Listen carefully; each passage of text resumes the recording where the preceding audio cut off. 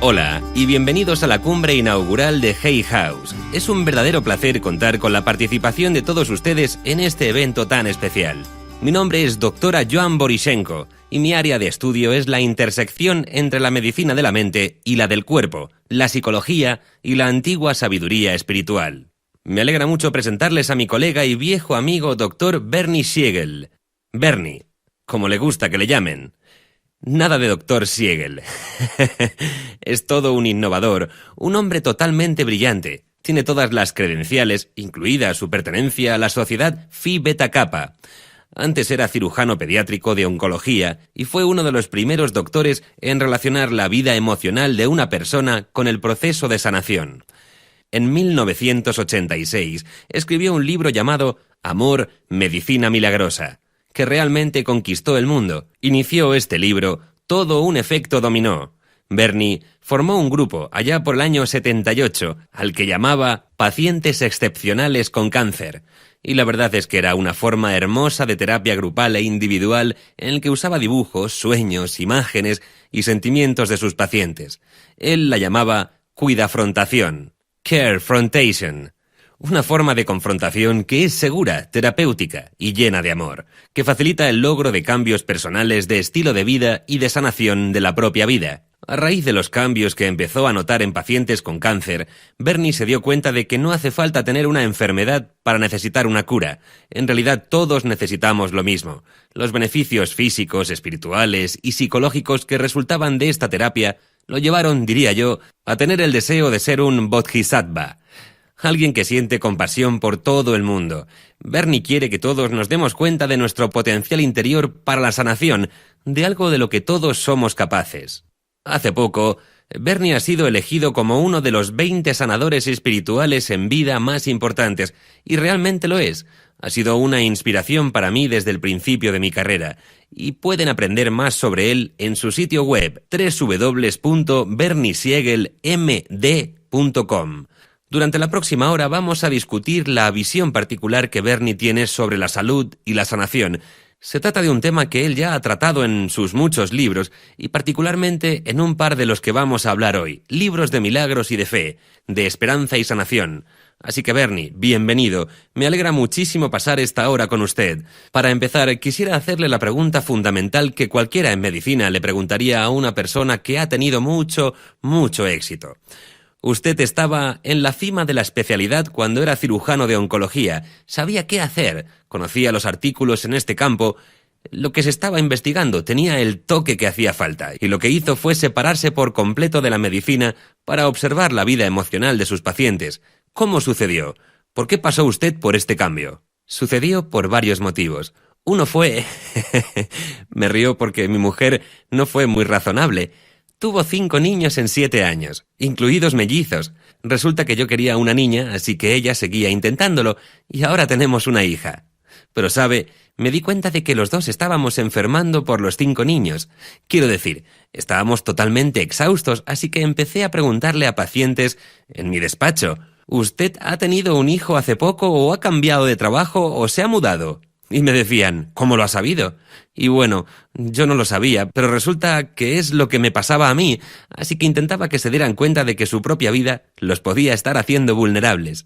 Y además, en todos los programas famosos de testimonios, hay doctores que recriminan diciéndome que estoy culpando a mis pacientes cuando les pregunto qué está pasando en sus vidas. Pero hay estudios que demuestran, ¿sabe?, los efectos de la soledad en el sistema inmunitario, o lo beneficioso que es reírse sin motivo aparente. El otro motivo fue que, creo que fue, me he olvidado de su nombre, ya me vendrá, pero los terapeutas buscan cosas que artistas, escritores, novelistas, poetas hayan usado en sus trabajos, porque dicen, Larry Sinan dijo, antes de hacer un estudio, miro a ver si alguna persona creativa ha escrito sobre ello, porque si es así, entonces sé que será un hecho, porque ellos han observado la vida. Y hay un poema de W. H. Auden dedicado a un doctor, se llama Miss Guy, y habla de un doctor que analiza a una mujer con cáncer. Cuando vuelve a casa le dice a su mujer, las mujeres sin niños lo tienen, y los hombres también cuando se jubilan. Es como si fuera el resultado de la creatividad frustrada. Ahora, ya por los años 30, los doctores conocían a sus pacientes de un modo distinto y miraban todas estas cosas. Pero hoy en día, con toda la tecnología, ¿sabe? Es como, aquí tiene una receta. Hay un anuncio de una compañía farmacéutica que logré que cancelaran porque decía, estoy deprimido y no doy abasto. He ido a ver a mi doctor, me ha recetado un antidepresivo y ya me siento mucho mejor. Yo dije, ¿perdón? Le escribí al periódico en el que había salido el anuncio, el New England Journal of Medicine, periódico de medicina de Nueva Inglaterra, y a la compañía farmacéutica. Les dije, ¿se les ha ocurrido alguna vez que si mi familia hubiera muerto en un accidente de avión y yo estuviera deprimido, si fuera a ver a un doctor, posiblemente ni me preguntaría por qué estoy deprimido o qué es lo que está pasando en mi vida? Seguramente diría, aquí tiene, tómese esta pastilla. Así que les pedí que añadieran una línea más en el anuncio, y terminaron por cancelarlo. Para mí eso es lo triste, que no logramos conocer a nuestros pacientes. Y luego, la otra cosa que realmente me cambió la vida fue cuando fui a un taller que creí que era para doctores. Lo llevaba el doctor Carl Simonton. Sí, recuerdo a Carl y Stephanie. Claro, aquello era un principio de las imágenes guiadas. Claro, así que pensé, ¿sabe? Como no puedo curar a todo el mundo con cirugía, voy a aprender más cosas que pueda ofrecerle a mis pacientes. Cuando entré en aquella sala, en Connecticut, no tuve que ir muy lejos. Entro en la sala y allí hay como 125 personas. 123 eran pacientes con cáncer, 2 eran psicólogos y 1 era doctor, yo.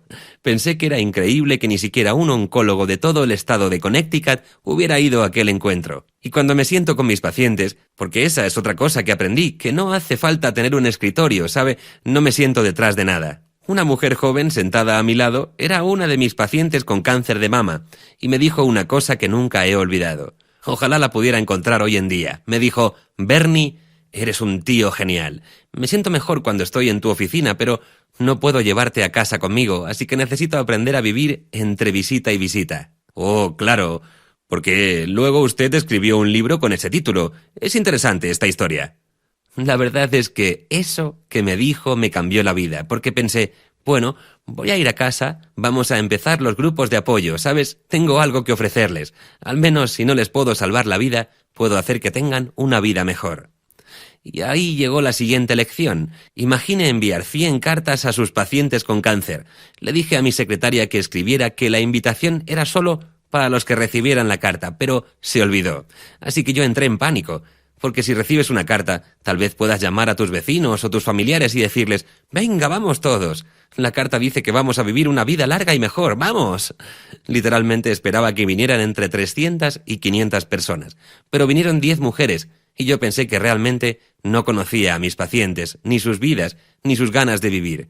Y es verdad, los asuntos de culpa, vergüenza, que salieron en ese encuentro, fue increíble. Pero otra vez aprendí de las personas que vinieron, de su personalidad de supervivencia. Sé cuál es el problema. Me río porque una cosa me lleva a la otra. Resulta que hay un abogado, y yo siempre digo que ser abogado es una enfermedad muy grave. Porque esta es una cita de un abogado en la mitad de una crisis en la que al final un hombre joven termina muriendo. Llegué a una conclusión que era muy razonable, totalmente lógica y completamente errónea. Como consecuencia de aprender a pensar, casi me olvido de cómo sentir. Y esa es la parte con la que tenemos que lograr que contacten los doctores y los pacientes. Quiero decir, no es solo lo que está en mi cabeza. Pero a un abogado le dijeron que tenía muchas probabilidades de morir. No le daban más de 2 años de vida. Y yo creo que la gran mayoría de los abogados se irían a casa y se sentarían a esperar la muerte, ¿sabe? Esas son las estadísticas. Pero resulta que le estaban reparando el coche, así que pasó por una tienda de segunda mano y encontró mi libro. Y resulta que le cambió la vida.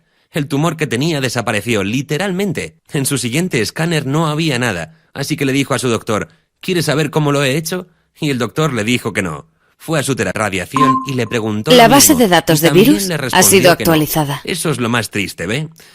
La mayoría de doctores te dicen, sea lo que sea que estés haciendo, sigue así, pero ¿por qué no pueden aprender de las historias de éxito? Cuando empecé a hacer estas cosas en el hospital, desde poner música en la sala operatoria, a usar imágenes guiadas, a hablar a los pacientes cuando estaban bajo amnesia, todas esas cosas les parecían muy extrañas a la gente. ¿Sabe? Les hacía hacer dibujos que yo luego interpretaba en relación a su cuerpo o a su tratamiento.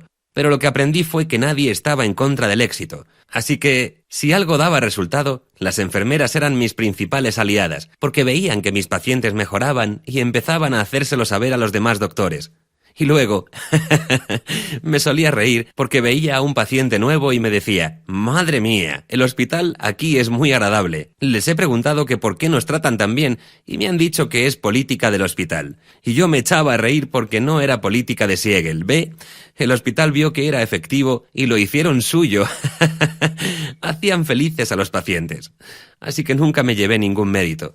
No es que me moleste, pero cuando veían que algo funcionaba, lo incorporaban. Y luego se han hecho estudios décadas más tarde sobre los beneficios de la música, de hacer cirugías más cortas, porque los pacientes luego necesitan menos medicamentos, sufren menos dolores y además todo el mundo en la sala operatoria se siente mucho mejor. Así que, como digo yo, nadie está en contra del éxito.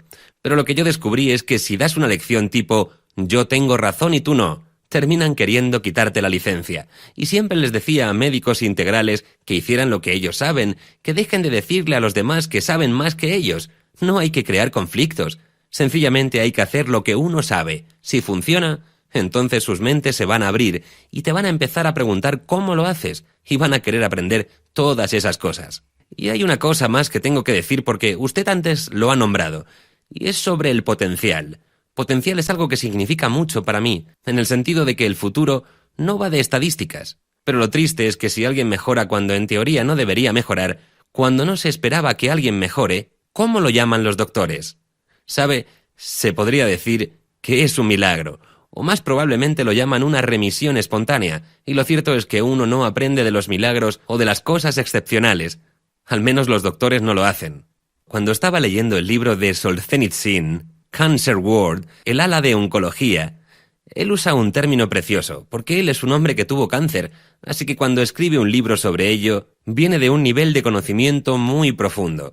Y en el libro, uno de los señores entra a la guardia y dice: «He encontrado este libro en la biblioteca, y aquí dice que existen casos de sanación autoinducida, no de recuperación a través del tratamiento, sino de verdadera sanación».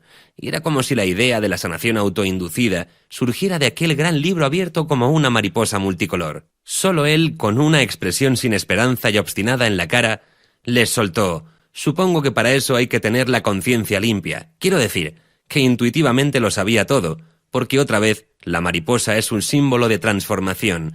¿Y de qué va la transformación?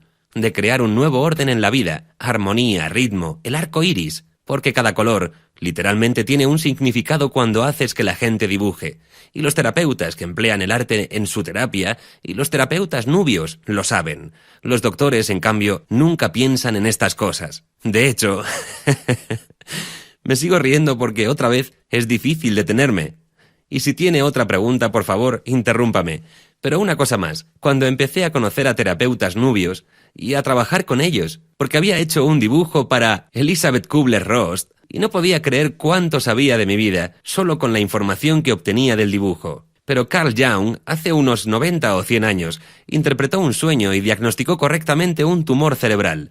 Ahora, yo no he conseguido nunca a un doctor o un estudiante de medicina que haya hecho eso. Y creo que todos deberíamos saberlo. Así que si un paciente entra, tú le dices: «¿Qué piensa de todo eso? ¿Cómo te sientes sobre lo que está pasando en tu cuerpo?». Conozco muchísima gente que ha muerto porque el doctor dice: «Oh, no es nada, eres demasiado joven para tener cáncer de mama». Y no me invento estas historias. De verdad hay gente que ha muerto por cosas así. Y luego los testarudos, que ven a 5 doctores distintos y le dicen al 5.º doctor: «Mire, quiero esa biopsia». Y que les terminan haciendo los estudios por pesados, para sacárselos de encima. A veces se salvan. Esta muchacha tenía un linfoma y estaría muerta ahora mismo si les hubiera hecho caso a los primeros 4 doctores. Si hubiera ido a casa y hubiera pensado: «Oh, no hay nada de qué preocuparme». Y esta mujer era un miembro del Congreso de los Estados Unidos. No era una persona poco inteligente la que estaba hablando con esos doctores, pero ellos no la escuchaban. Y eso es lo que quiero resaltar. Yo escucho a mis pacientes para que sus historias salgan a la luz. Y cuando escuchas, y eso es algo que aprendí de Helen Keller, que la sordera es mucho más oscura que cualquier ceguera. Esa es una cita de Helen Keller, que escuchar a los pacientes. Ellos se conocían a sí mismos, y yo sabía lo que ellos estaban pasando. Descubrí que cuando le preguntaba a la gente cómo era pasar por lo que ellos estaban pasando, generalmente lo que surgía eran palabras negativas sobre sus vidas, ¿sabe? Presión, fracaso, bloqueo, agotamiento. Luego analizaba esas palabras y descubría que detrás de cada una había historias increíbles sobre sus vidas. Otra cosa era cuando decían cosas como bendición, nuevo comienzo. Sí, eso era mucho mejor, porque aceptaban su mortalidad y comenzaban un nuevo camino. Si tuviera que resumir todo, sencillamente diría, ama tu vida y ama tu cuerpo. Si uno logra levantarse todos los días viviendo una vida que ama, su cuerpo va a recibir un mensaje increíble y va a hacer todo lo que esté a su alcance para mantenerse vivo. Si uno ama a su cuerpo, de modo que no lo ve como una amenaza, ¿sabe? Entonces va a estar vivo lo más posible. Todos vamos a morir, pero hay que querer a nuestros cuerpos. Bueno, Bernie, estos son consejos prácticos muy buenos, porque precisamente esa era mi próxima pregunta.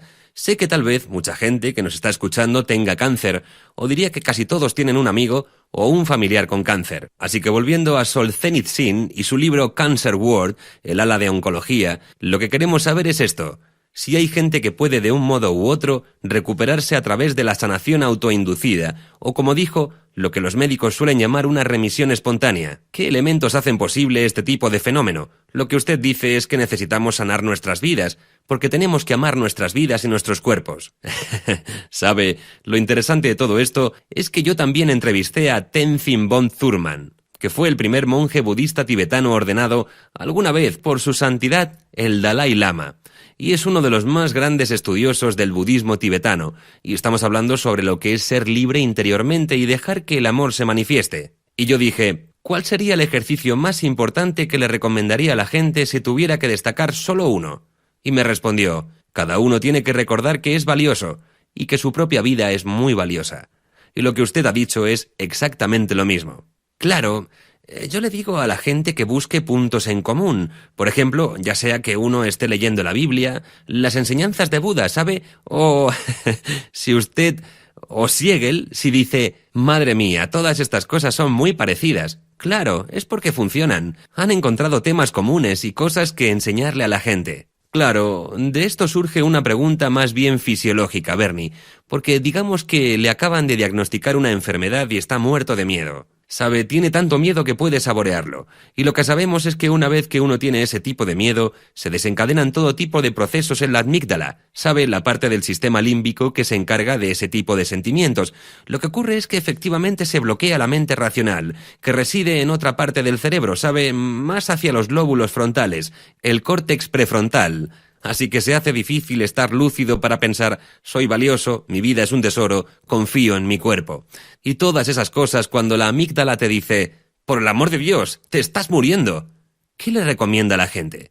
¿Cómo nos podemos calmar lo suficiente para lograr pensar eso como primera cosa por la mañana, amo mi cuerpo? Me alegra tener mi cuerpo, me alegra estar vivo. ¿Cómo lo hacemos?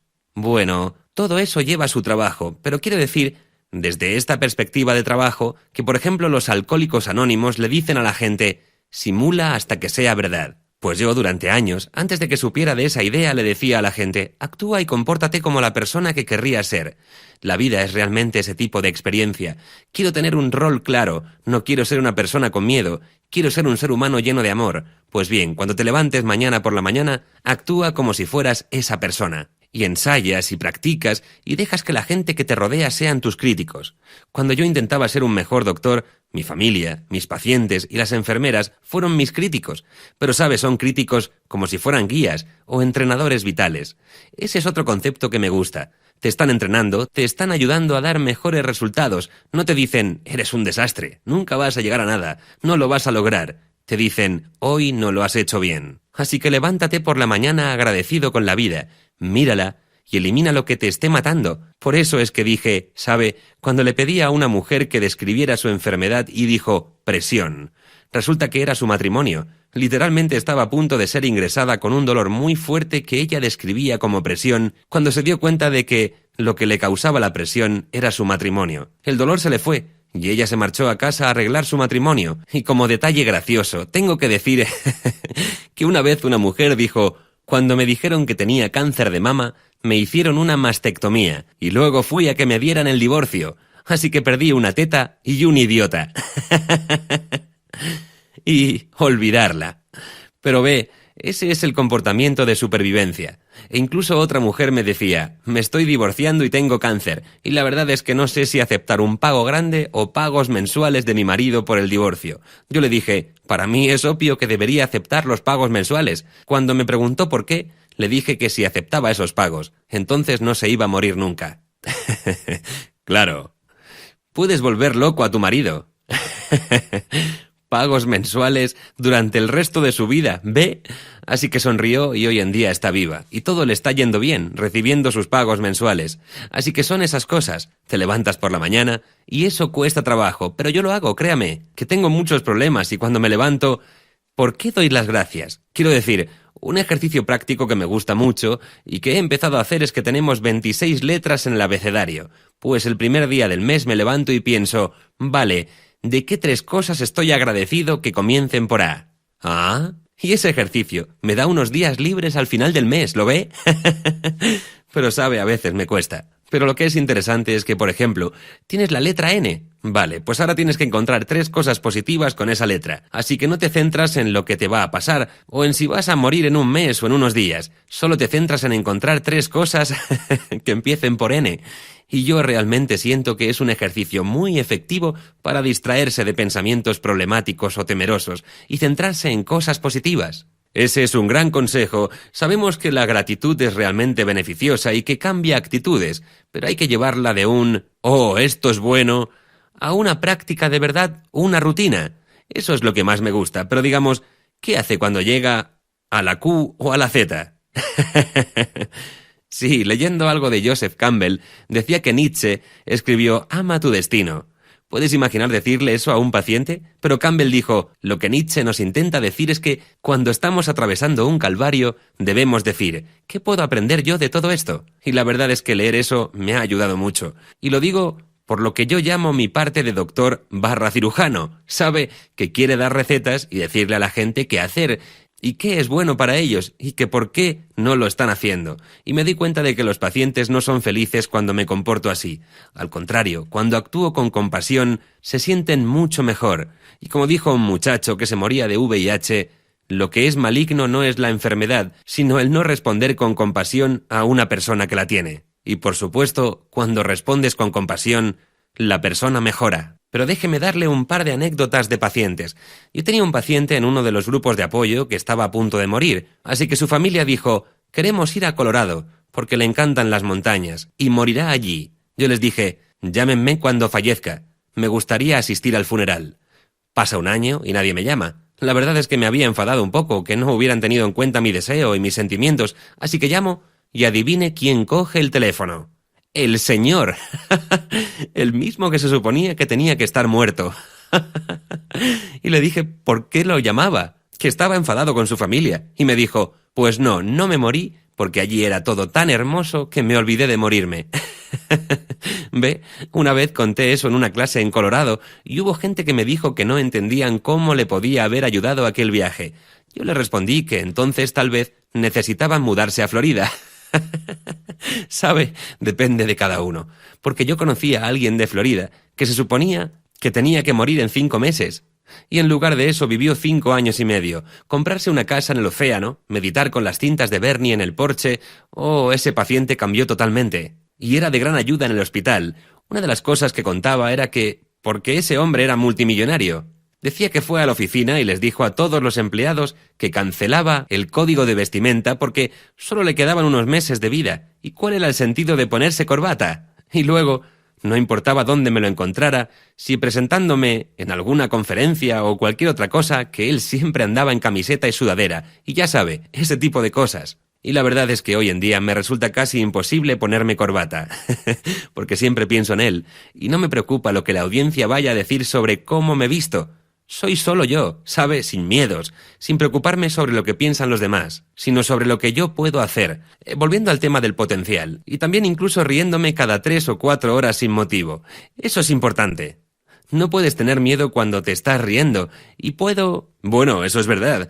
No puedes tener miedo cuando te ríes y cuando amas, y ahora mismo estoy mirando, porque queridos oyentes, esta entrevista se está haciendo a través de Skype, y aquí veo una foto de Bernie con 2 pequeños perros. Uno es un Lhasa Apso, Y Bernie, creo que dijo que el otro es probablemente algún tipo de cruce de Lhasa. La verdad es que les miras las caras y lo único que quieres es llenarlos de besos y echarte a reír. Me ha dicho que tiene 6 mascotas. Y debe haber un motivo. Debe haber muchos buenos efectos de esos animales en usted y en su sanación, ¿no es cierto? Háblenos de ello. Sí, bueno, no sé qué tan místico quiere que me ponga, pero... no lo sé. ¿Se puede? Sí, desde luego. Vale, porque un día, por teléfono, y lo voy a resumir mucho, un amigo me dijo, ¿por qué vives así? Lo decía porque yo estaba excesivamente ocupado, entré en un trance y me vi a mí mismo con una espada matando gente. ¡Guau! Y luego estuve llorando durante horas. Fue como ver una película en la que yo era el protagonista, fue increíble.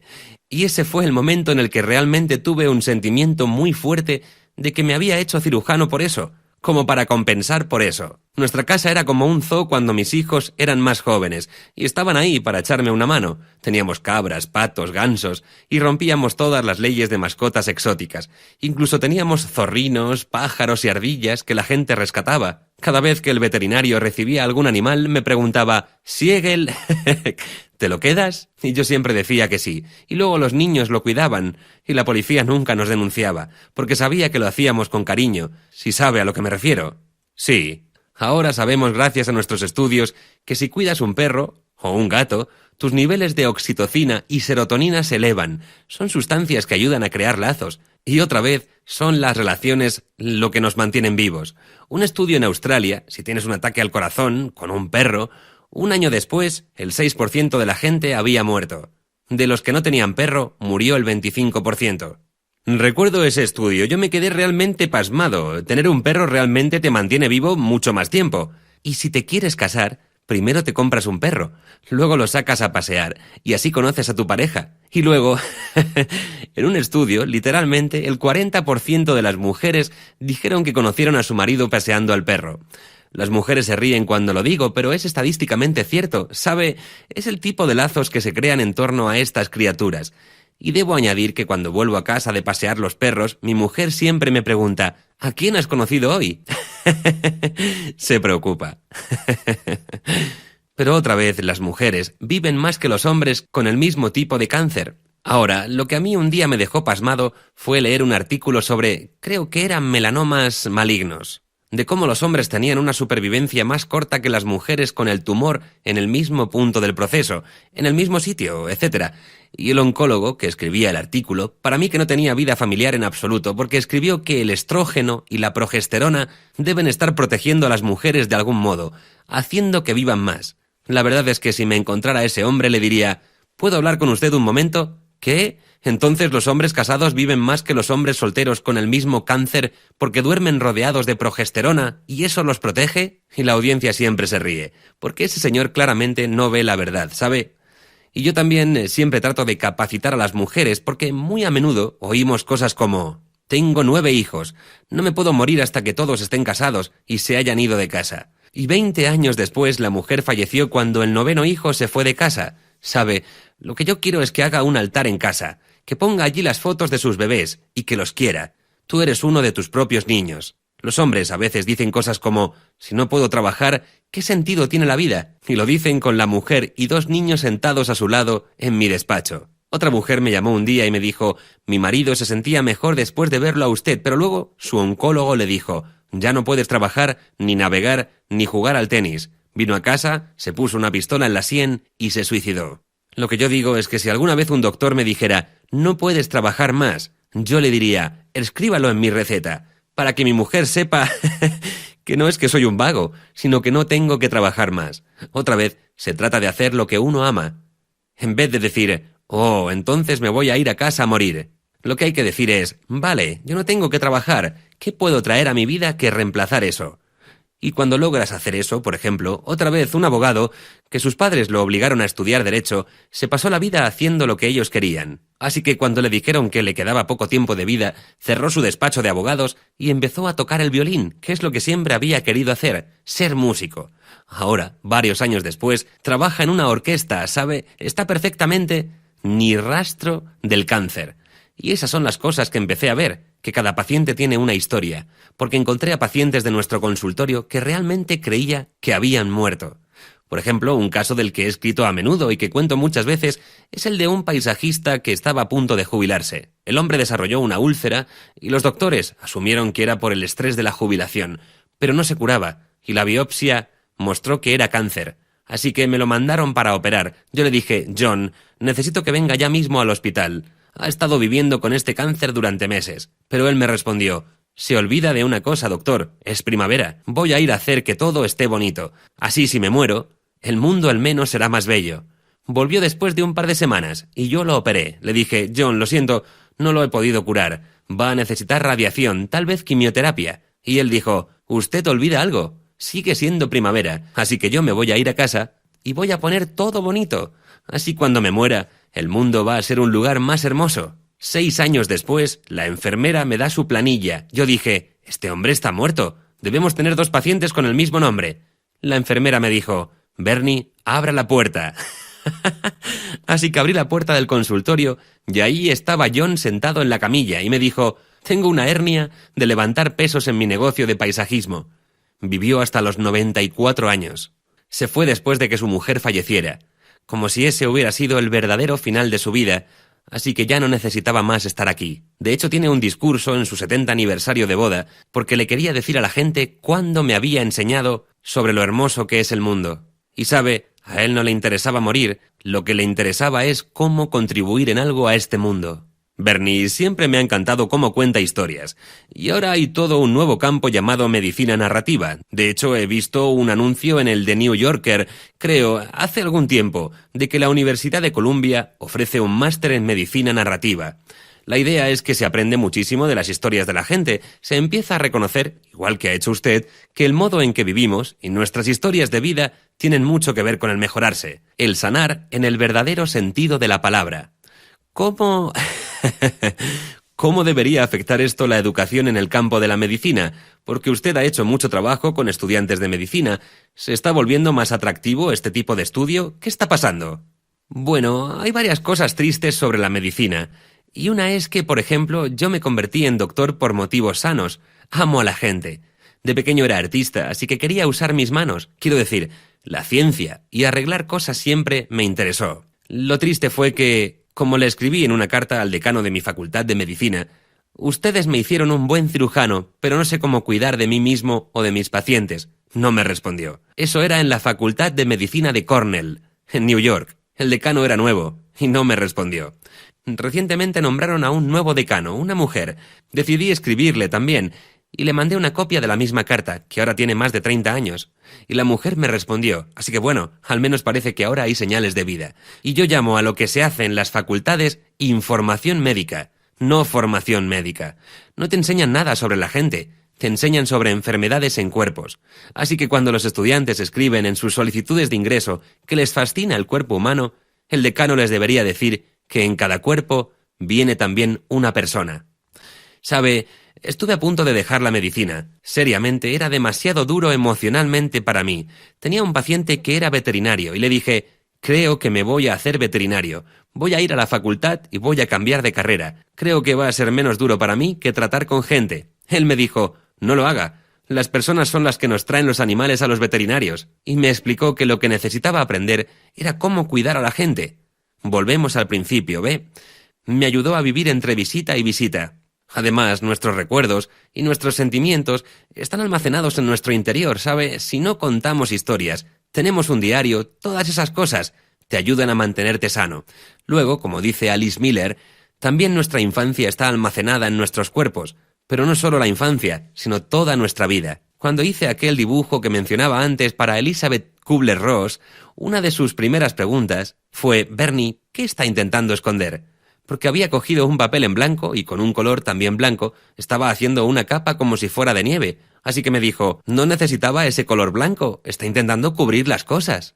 Y sí, me di cuenta de que estaba encubriendo sentimientos dolorosos y de que necesitaba reconocerlos y trabajar con ellos.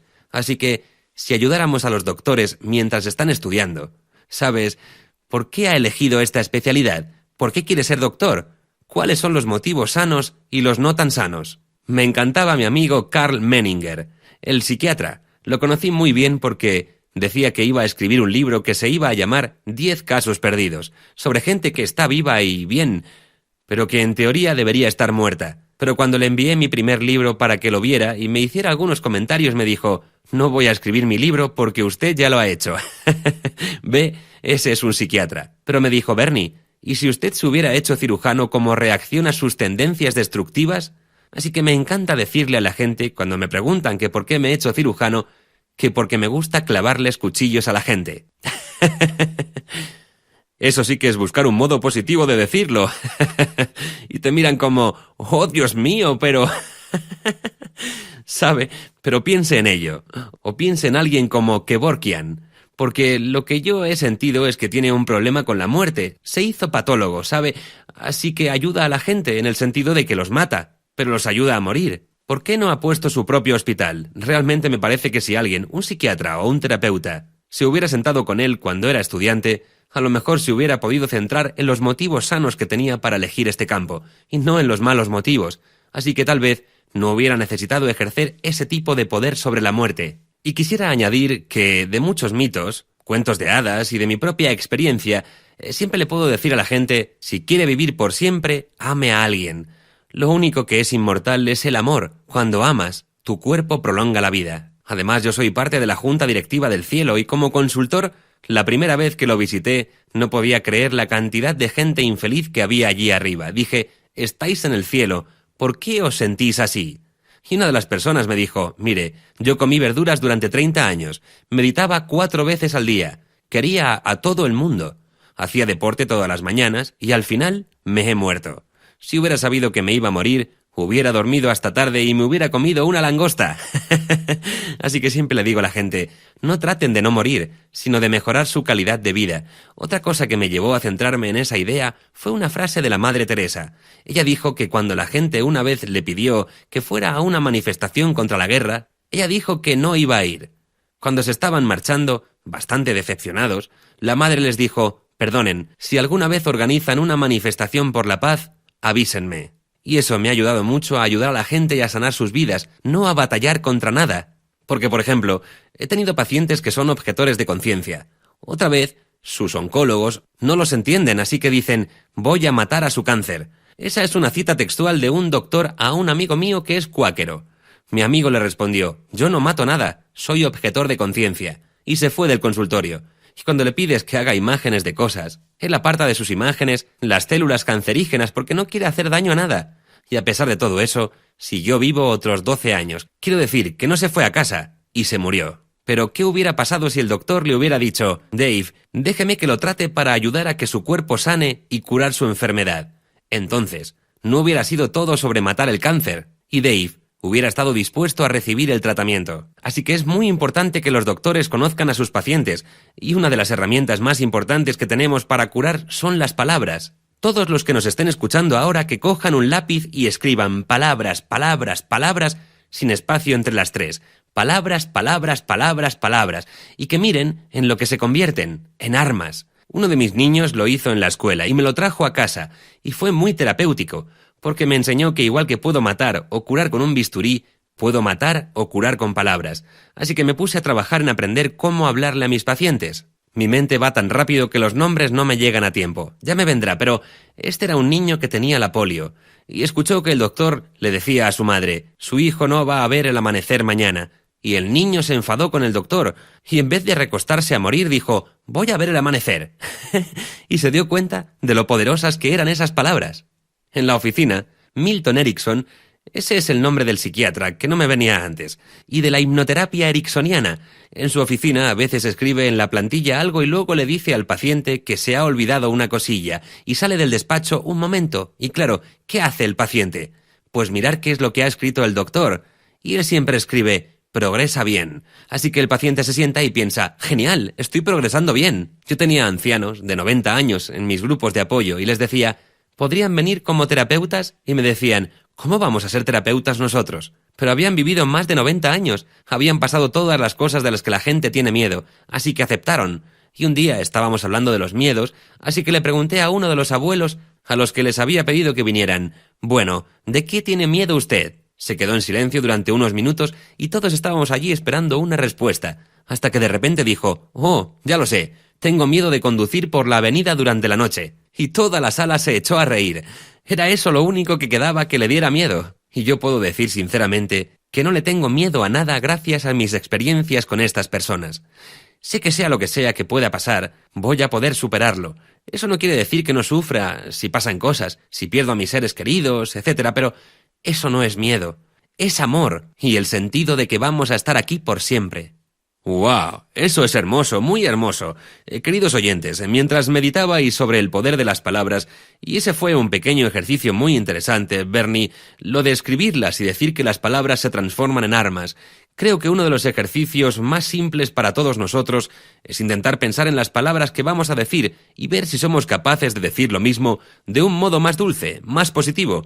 Por ejemplo, en lugar de decirle a tu pareja, estás de un humor malísimo, le puedes decir, veo que esta mañana necesitas apoyo. ¿Qué podrías hacer tú o qué puedo hacer yo para que te sientas mejor? Y eso realmente le ayuda a la gente a buscar en otra parte de su cerebro, a orientarse, porque, sabes, hablas de lo mismo, pero de un modo mucho más constructivo, centrado en encontrar soluciones. Y precisamente, eso me lleva a otro grupo de preguntas, Bernie, porque, antes de que sigamos, déjame decir otra cosa que me ha venido a la mente mientras hablabas ahora, y es que, ¿cómo sabe la gente que está haciendo lo correcto? Lo que yo he aprendido es que cuando soy creativo, ya esté operando a alguien o pintando un retrato, pierdo la noción del tiempo, y siempre le digo a la gente, ¿cómo vas a envejecer si nunca sabes qué hora es?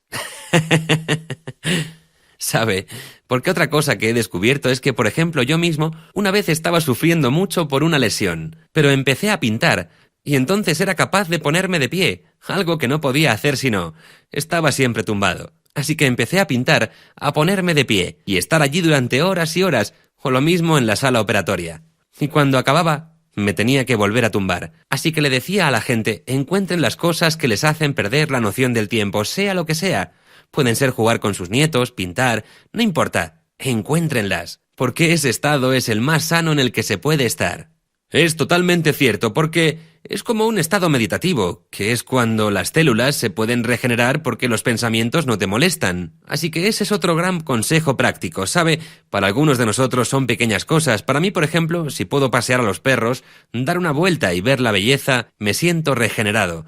Y la persona que salió de mi casa, si a lo mejor estaba un poco de mal humor o lo que fuera, desaparece. Y la persona que vuelve del paseo tiene un mejor sentido de su posición en la vida. Es muy, muy importante. Vemos en los demás lo que tenemos dentro. ¡Claro que sí! Y yo le digo a la gente que si piensan que el mundo es un lugar hermoso, es porque son buenas personas. Cuando se acercan y me dicen, «Es usted una gran inspiración», yo les digo, «No, lo que he hecho es sacar la inspiración que ya estaba dentro de ti». Así que siempre busco gente que piense que soy genial, porque entonces sé que son geniales. Claro, es muy cierto. Pero Bernie, díganos, ¿qué aconsejaría si uno está en proceso de curarse de una enfermedad, pero se encuentra rodeado de gente negativa? Bueno, pues puedes eliminarlos. Quiero decir, no tienes por qué escucharlos o estar con ellos. Y me encanta una cosa que dijo Buda cuando alguien lo insultó. Si me dieras un regalo y yo no lo quisiera, ¿qué debería hacer? El hombre le respondió, pues lo devolverías. Así que Buda dijo, bueno, pues entonces me niego a aceptar tu insulto. Otra vez, es lo que hay dentro de ti. Yo siempre digo que solo controlamos una cosa, que es lo que hay dentro de nuestra propia cabeza. No importa lo que me digan, yo y solo yo decido cómo reaccionar, no ellos. Y me gusta decir que soy un guerrero, porque estaba leyendo un artículo en el que decían que uno puede ser un amante o un guerrero, pero yo creo que ser un guerrero del amor es lo mejor, porque el amor es un arma increíble. Matas con amabilidad y tormentas con dulzura. De modo que cuando alguien te critica, por ejemplo, a mí me encanta decirles, te quiero. Y lo digo en serio, siempre me acuerdo de un episodio que tuve en un aparcamiento. Aparqué en un espacio y otro conductor se puso a insultarme. ¿Sabe? Era su espacio, según él. Así que me bajé del coche para ir a la tienda y él hizo lo mismo. Pero antes de ir hacia el negocio, me le acerqué y le dije, quiero que sepas que te quiero. El hombre no sabía cómo reaccionar, ¿sabe? Me había insultado, había gritado, y yo voy y le digo, te quiero. Fue genial, porque luego en la tienda tuvo que esforzarse en no cruzarse conmigo, porque tenía miedo de que le dijera otra vez que lo quería. Así que he aprendido de Milton Erickson. Está muy bien que lo haya sacado de su forma de pensar. Déjeme añadir una cosa, porque es un ejemplo práctico. Una mujer que fue criada por padres alcohólicos en un ambiente muy violento. Aún vivía con ellos cuando le diagnosticaron cáncer de mama. Yo le dije, Mary, tiene que decirles que los quiere todos los días, aunque la critiquen y se enfaden con usted. Pero pasó más de un mes y ella me decía que no notaba ninguna diferencia. Hasta que un día vino al grupo de apoyo con una sonrisa de oreja a oreja. Cuando le pregunté que qué había pasado, me dijo, bueno, durante 3 meses les he dicho que los quiero todos los días. Esta mañana salí de casa con prisas porque llegaba tarde al trabajo y mis padres salieron detrás gritando que me había olvidado algo. Yo les dije, tengo todo. ¿Qué me he dejado? Y me dijeron, hoy no has dicho te quiero. Y luego las lágrimas y los abrazos y todo eso en la puerta de la casa. Así que se puede usar como un arma, pero es una elección. Ahora, otra cosa que le digo a la gente es que si uno se encuentra en una situación que ponga en riesgo su vida, entonces hay que eliminarla y amar desde la distancia. ¿Sabe? Quiero decir, si vives con una pareja que te golpea y te amenaza de muerte, entonces sin duda debes huir lo más rápido posible. O si haces un trabajo que te está matando, aléjate y ama desde la distancia. Pero si no es una amenaza para tu salud o tu vida, entonces yo recomiendo incorporar el amor a la situación. Déjeme dar otra vez un ejemplo práctico. En el hospital, y le sugiero esto a todos ustedes, si ven a alguien actuando de manera positiva, denle un regalo. Por ejemplo, yo solía tener unos pines que ponían «Tú marcas la diferencia», y me acercaba a gente totalmente desconocida y se los daba. En el hospital solía preguntarles «¿Cómo se llama?», y me miraban como preocupados de haber hecho algo mal. Me decían sus nombres y yo iba y les hacía un pin personalizado. Así que creamos una especie de organización subversiva en el hospital, porque si tenías ese pin, la gente sabía que te lo había dado Siegel, porque estabas haciendo algo positivo por un paciente. Hasta que un día le dije a una secretaria en el área de enfermería, ¿cómo se llama? Y me respondió, ¿por qué le interesa? Me empecé a reír. Le dije, usted es la única persona en años que me lo ha preguntado. Quería darle un regalo porque tiene un efecto maravilloso sobre la gente que la rodea. Me dijo, siéntese y le contaré una historia. Hace 2 años que trabajo aquí, pero al principio lo odiaba. Así que un día fui a la oficina y le dije a mi jefe, renuncio, no quiero trabajar más con estos doctores y enfermeras. Pero me dijeron que si observaba mi contrato, vería que necesitaba dar 2 semanas de preaviso, así que durante 2 semanas fui a trabajar sintiéndome totalmente miserable, hasta el último día, cuando me levanté muy contenta y fui a trabajar contenta, porque ya no tendría que volver.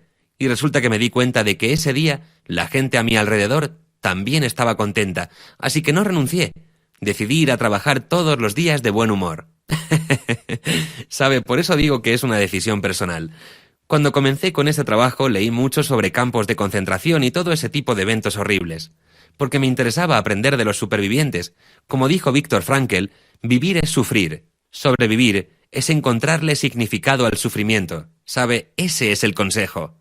Ya sea que uno esté en un campo de concentración, o se acabe de enterar de que tiene cáncer, ha perdido el trabajo, o sea lo que sea, la clave es levantarse mañana por la mañana y pensar, ¿de qué puedo sentirme agradecido?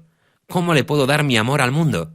Durante un tiempo estuve trabajando en un Subway, ¿sabe? La tienda de sándwiches, porque uno de mis hijos tenía una franquicia.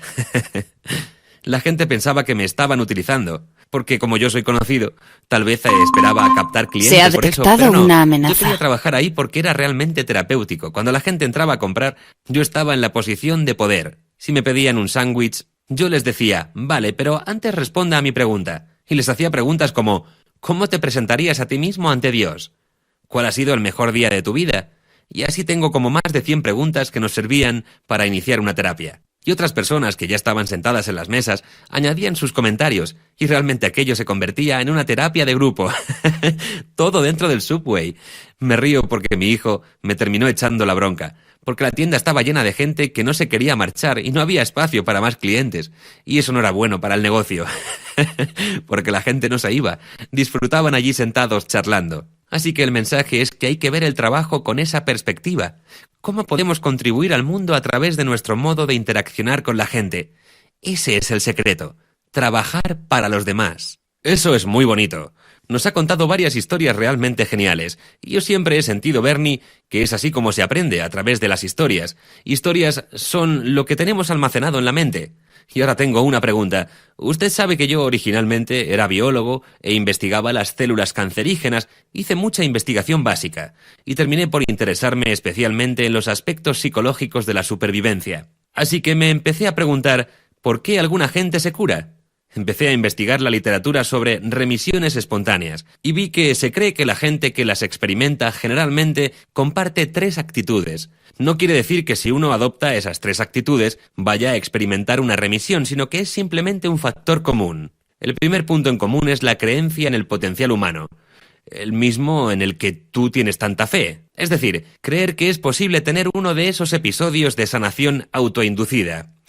El segundo es más personal, es la creencia en tu propio potencial, decir, si es posible que la sanación autoinducida exista, entonces es posible que yo sea una de las personas a las que les suceda.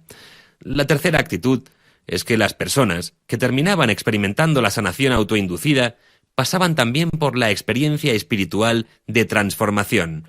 Esto significa, sencillamente, ir al trabajo de buen humor, por ejemplo, pero creo que lo que implica este asunto es ¿qué es la espiritualidad para cada uno? Antes de entrar en detalles, permítame mencionar al psiquiatra George Salomon, que trabaja en California con pacientes de VIH. Les da una lista de preguntas y solo con eso es capaz de predecir quiénes van a ser supervivientes a largo plazo, a pesar de que, en cierto sentido, todos eran bastante parecidos. Expresar enfado, pedir ayuda, decir que no a las cosas que uno no quiere, estar a cargo de su propio tratamiento, usar las emociones. Siempre lo digo así. Una amiga me preguntó una vez, Bernie, ¿cuando tienes hambre, te pones de mal humor? Y yo le dije que no. ¿Qué haces entonces?, me preguntó. Pues tomo algo de comer, le dije. Como era un día que yo estaba especialmente de mal humor, mi amiga me dijo, pues pregúntate a ti mismo qué tipo de nutrición te hace falta ahora mismo. Lo que quiero decir es que si la gente se para a analizar sus sentimientos y piensa, ¿qué tipo de alimento necesito?, entonces uno comienza a darse luz a sí mismo. Así que cuando George Salomon ponía todo ese tipo de preguntas juntas, pues podía determinar la supervivencia. Y hace muchos años le dieron al psicólogo Bruno Klopferwas los perfiles de personalidad de 24 pacientes de cáncer. Él no los conocía, solo tenía los perfiles y aún así fue capaz de predecir correctamente en 21 de 24 casos quién iba a tener un tumor de crecimiento rápido o lento. De un par dijo que no sabía y solo en uno se equivocó. Esto nos demuestra que no se trata de culpar a los pacientes, sino que en muchos casos, si uno no crece en un entorno de amor, y como dice Bernie Siegel, lee un libro, tiene tiempo para dibujar, alguien que le pregunte cómo le va, oh, yo no soy muy artista, así que mi hijo de 10 años dibuja por mí, pero si no me mejoro, quiere decir que no he amado lo suficiente. ¿Ves? Si no tengo una remisión espontánea, entonces es que no he amado lo suficiente, entonces es otra vez como un fracaso. Y para citar a otra persona, una chica una vez me dijo, las palabras de mi madre me están destruyendo, y puede que hayan sido lo que me ha dado cáncer. Me vestía con ropa oscura, me decía que yo era un fracaso, y que se avergonzaba de mí. Cuando esa chica desarrolló cáncer, se compró un vestido rojo y zapatos de tacón, y cambió su vida. Así que no hay duda de que existen rasgos de personalidad que son propios de los supervivientes.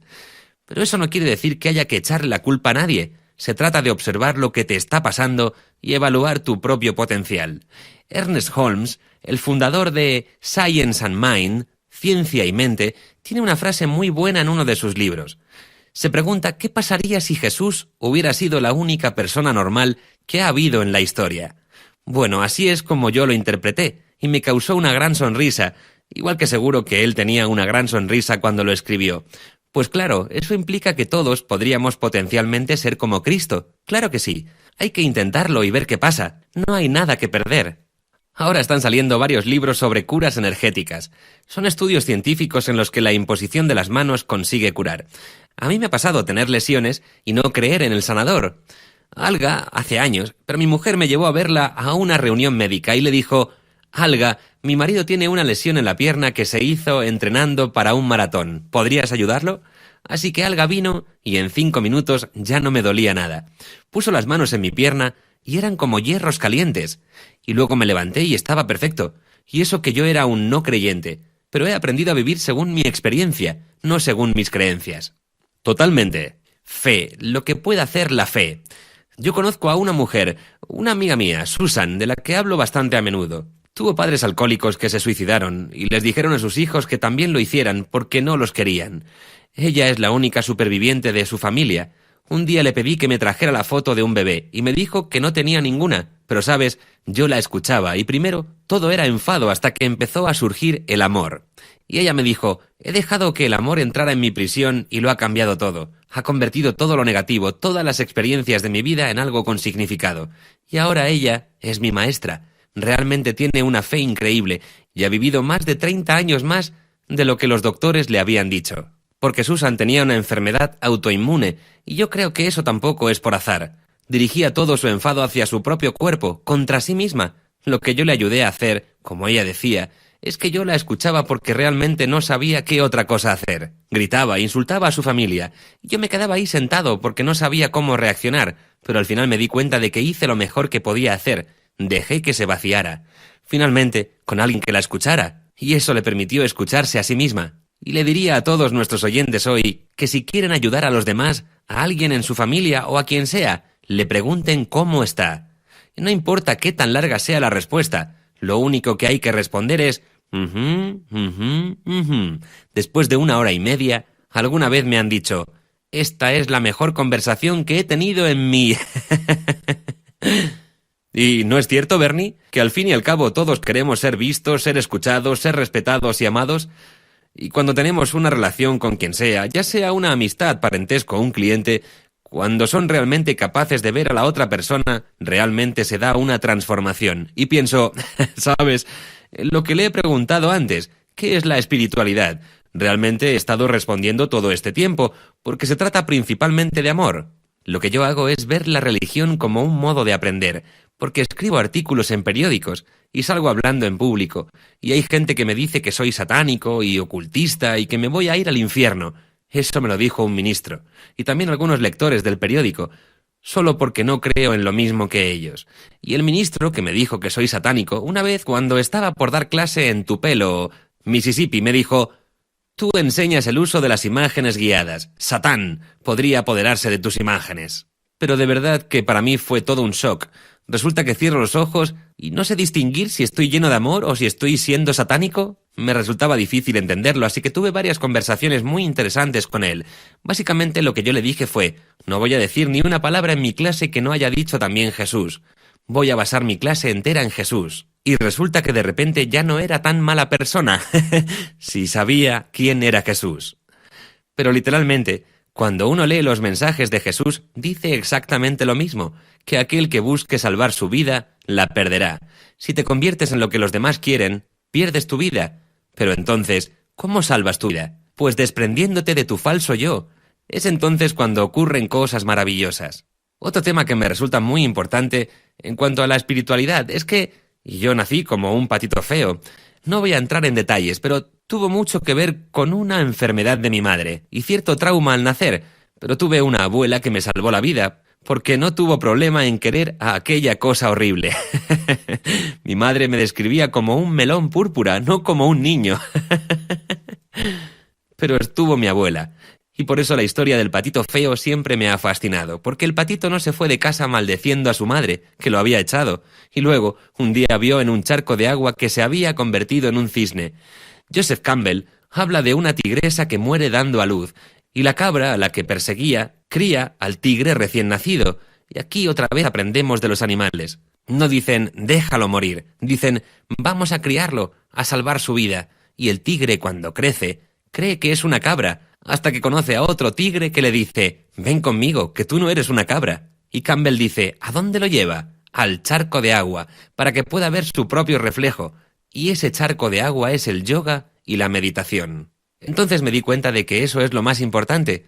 Cuando cierras cuando calmas tu mente, y no me refiero a aislarte de lo que esté pasando en el mundo exterior, sino a calmarse de todas las emociones. Entonces es cuando uno puede ver su verdadero reflejo y saber quién es realmente. Muy bonito, Bernie. Estamos llegando al final de esta entrevista y no se me ocurre una imagen más hermosa que explique lo que es la transformación y la sanación. A veces nos pasa así, que vemos que somos un patito feo, vemos nuestras faltas, pero cuando logramos un momento de verdadera quietud y paz, cuando nos sentamos en la naturaleza o en la meditación, o cuando logramos la calma de ser escuchados, entonces nuestras emociones se calman y surge nuestra verdadera naturaleza de amor. Todo lo que me queda por decir, Bernie, es que lo respeto enormemente. Soy una de las tantas personas y estoy seguro de que muchos de los oyentes habrán seguido tu trabajo durante años y años, que sienten una deuda de gratitud hacia usted. Por todo su trabajo, toda su sabiduría, por todo su amor. Realmente es usted un maestro del amor. Les recuerdo a nuestros oyentes que pueden contactar con Bernie a través de su página web www.berniesiegelmd.com. Así que muchas gracias, Bernie. Y muchas gracias a todos los oyentes por tomarse el tiempo de escuchar este maravilloso mensaje. Les deseo un hermoso día y que sigan disfrutando de esta cumbre mundial de Hay House. Gracias por escucharnos. Gracias por acompañarnos en esta entrevista para la Cumbre Mundial de Hay House del 2013. Esperamos que lo haya encontrado inspirador, edificante y educativo. Este es un evento mundial y estamos contentos de que usted pueda unirse a nosotros para hacer el mundo un poco más pequeño.